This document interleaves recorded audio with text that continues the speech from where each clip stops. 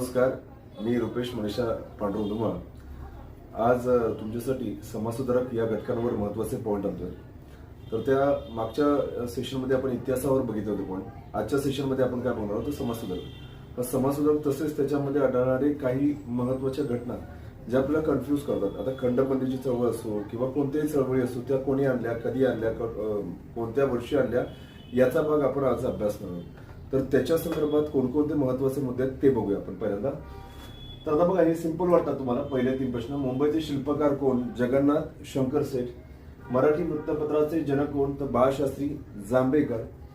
मराठी भाषेचे पाणिनी कोण? तर दादोबा तरखडकर. कोळवाडी भूषण म्हणून कोणाला ओळखले गेले? तर महात्मा फुले यांना ओळखलं गेलं होतं.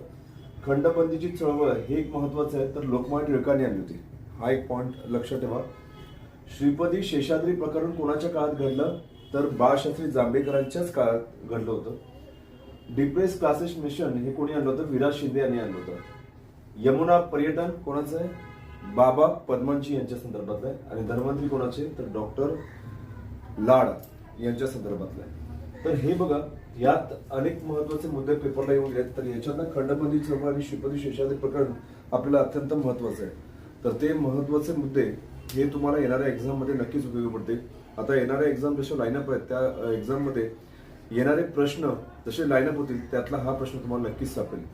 आजचे मुद्दे तुम्हाला आवडले असेल तर नक्कीच लाईक, शेअर आणि सबस्क्राईब करायचं विसरू नका. थँक्यू.